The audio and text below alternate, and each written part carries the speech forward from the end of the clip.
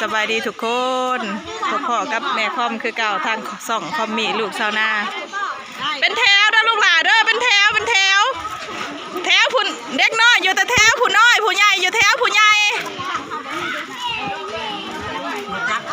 แถวไผ่แถวมันลูกหนบเอางามๆเด้ออันนี้เป็นโรงทานจากทาง USA เนาะทางเจ้าภาพเจ้าศรัทธาก็มีเอื้อยน้ำทิพย์เนาะไอลูแล้วก็มีแม่ออกแม่ตู่บุญมามีเอื้อยหลาพิจิตรแล้วก็มีแม่ป้าบุญเฮียงบุญแก้วเอื้อยเกสรดอกไม้เอื้อยตุ๊กตากัตติญวงศ์แล้วก็แม่ออกเอื้อยคำตาเซเลอร์หอบนี่อันแจกข้าวเปียกเป็นแจกสิดีใครบอกข้าวเปียกวะแมนหอบนี่ลูกซีนอันนะแจกลูกซีนเนาะวันนี้ร้านเอาวันนี้เป็นแถวเด้อต้องใส่น้ำจิ้มเดี๋ยวผู้ใหญ่ไปแถวผู้ใหญ่เด็กน้อยอยู่แถวเด็กน้อยเด้อมันจังบ่แพ้เปรียบกันพุ่นไปทางผู้ต่อเลยผู้ว่าผู้เจ้ามาพี่ลูกมาทางพี่มาแถวนี่ใจเย็นได้เบิดทุกคนงามหนบเอางามเด้อได้เบิดทุกคนเลี้ยนแถวงามไปใส่น้ำจิ้มบ่ตะลิวใส่บ่บ่ใส่แล้วเอาเลยลูกเลี้ยนคิวเด้อผู้ใหญ่แต่แถวผู้ใหญ่เด็กน้อยแถวผู้น้อยให้ขอความเป็นระเบียบเพียบห้อยน้ำผู้ใหญ่ต่อแถวผู้ใหญ่ยังว่านี่เด้อนี่นะนี่ผู้ใหญ่ได้นี่นะเด็กน้อยนี่บ่ผู้ใหญ่พุ่นทางนั้นว่านี่ผู้ใหญ่ว่านี่เอาสิเหลือเลยเอามาโอ้ใจเย็นๆได้เบิดคู่คนเพ้อสิเหลือพุ่นน่ะนี่200กว่าพุ่นใจขอบใจเพ้อเหลือเลยใจเย็นๆได้แล้วออกเด้อเปลี่ยนผู้ใหม่เข้ามาได้เบิดคู่คนใจเย็นๆเขาบ้างจะว่าเมตาไม่ใช่หรอนอกเมตาซอยกันเอาหายไปเลยได้แล้วออกลูกให้ผู้ใหม่ข่าวโอเคเอาหายเลยนมงามลูกหล่ะเด้เก่งร้าย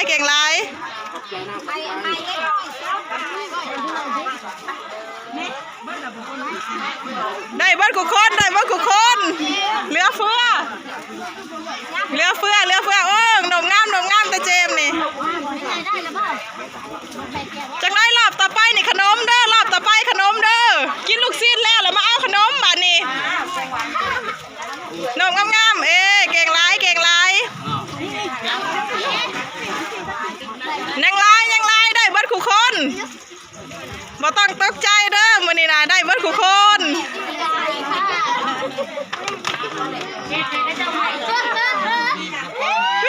ไม่ยังอีกแหละห้อยใหญ่ไว้บ่ได้เด้อแทนกันบ่ได้ใหญ่ไว้ไผมาผู้นั้นได้เด้อแทนกันบ่ได้ไผมาผู้นั้นได้จังได๋ลูกหาเมีย10เป็นพวงเมื่อได้หั่นบ่ได้ลูกหาเมีย10เป็นพวงเมื่อ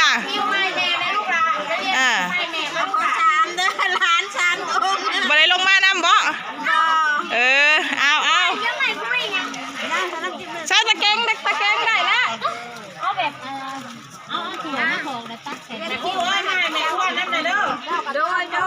เลี้ยงคิวไปให้ข้าเจ้าสันโอเคเป็นผู้บริการที่ดีจัดไปเพิ่นต้องการน้ำจิ้มซีเยอะๆแน่ขอบคุณค่ะขอบใจมีแต่คนไทยเนาะน้ำมันนี่เนาะโอ้ตุ๊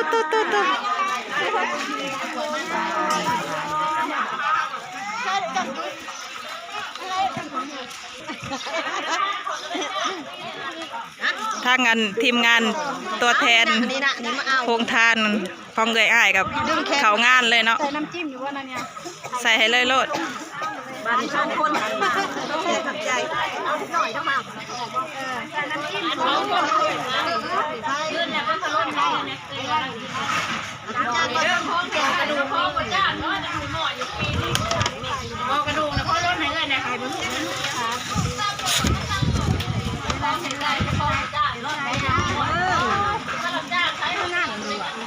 โอเคเป็นได้แซ่บอยู่ว่าลูกศิษย์นะแซ่บอยู่ว่า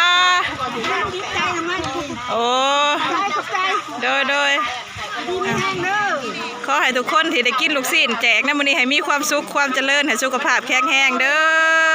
ให้อายุหมันขวัญยืนเฮงๆรวยๆสาธุ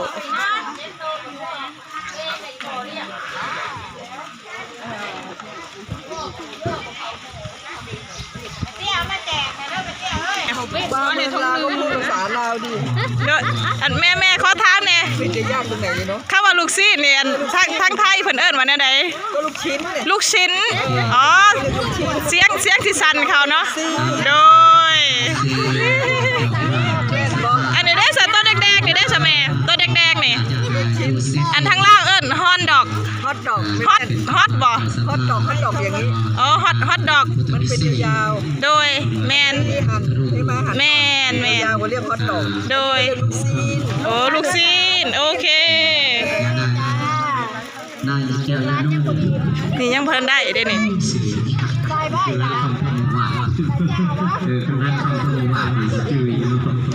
กษัตริย์นั้นพระราชดำเนิน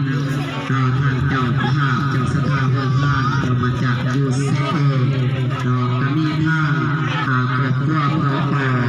อรุ่งสุวรรณเราก็เป็นครอบครัวเป็นเจ้าภาพเจ้าสถาบันบ้านเราได้คำพูดที่สองรับที่สองเลยนะมันนี่บ่รอบที่สองนั่นนี่เนาะโอ้รอบสองเอาแจกไปเลยสนะ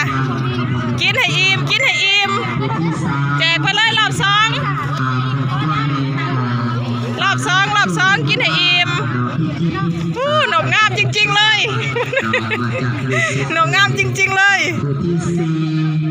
มีทางครอบครัวแม่ของลาพี่กิ๊กเราเป็นครอบครัวจากยูเซเอจากผู้ที่ห้ามีทางครอบครัวแม่ของป้าบุญเที่ยงบุญแก้วเราเป็นครอบครัวเราเป็นแสดงว่าเป็นเจ้าภาพเจ้าศรัทธาเร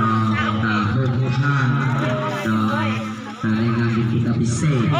บ้านน้อยนี่กินอิ่มนุ่งอุ่นเด้มาบ้านน้อยเนาะคนบ่หลายกินอิ่มนุ่งอุ่นที่ซอนเราไม่เราเป็นครอบครัวเราเป็นใครมาเป็นเจ้าภาพเจ้าศรัทธาเพิ่มท่านมื้อนี้บรรยากาศมันหนาวก็เลยแข่งแดดเอาไออุ่นฮะน้ำจิ้มกับโอ้แซ่บแห้งแม่เอ้ยน้ำจิ้มนี่เบิดก่อนลูกชิ้นเลยชอบเอาไปให้บ้านทุกวันนะคะสาธุสุขกายสบายใจเราปรารถนาสิ่งใดขอให้สมดังบรรลุทำเด้อทำตัวทำเอามันก่อนแทนจะบุญสีเสด็จให้มันสีใดก่อนเด็กน้อยก่อนฮะสามก็ได้ได้ละออกได้ลูกเด้อเปลี่ยนผู้ใหม่เข้ามาเด้อหอมนี่เป็นขนมโอ้ได้อะไรโชคสบายดี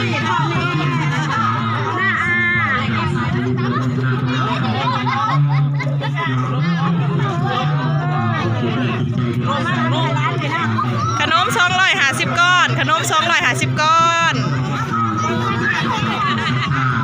มาตัวเดียวเชิญเรามาทำท่าเรามาอุปโภคนาเราในงานเป็นพิเศษจบงามเด้อมันสิบ่คู่กันว่าสิให้แต่เด็กน้อยผู้ใหญ่ก็ยากว่าสั่นเอานำกันเลยได้ละออกลูกได้ละออกให้หมู่น้ำโอ้งามได้ละออกลูก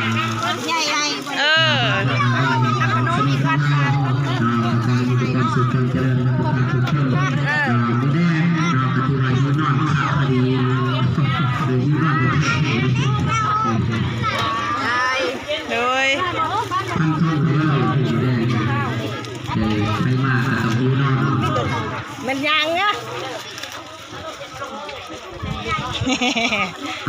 ยอก พระบุญนำจากครอบครัวเจ้าภาพประสัทธามาจาก โอ้ถั่วเทิงขนมอันนี้ก็ถั่วเทิง เออ ได้แล้วเรียกให้เลือกเกลือให้อิ่มจบบริบูรณ์ได้เบิดทุกคนแล้วบ่พวกเนี้ยไปไหวแล้วมาไหววันนี้ฮะบ่ทันได้บ่เอา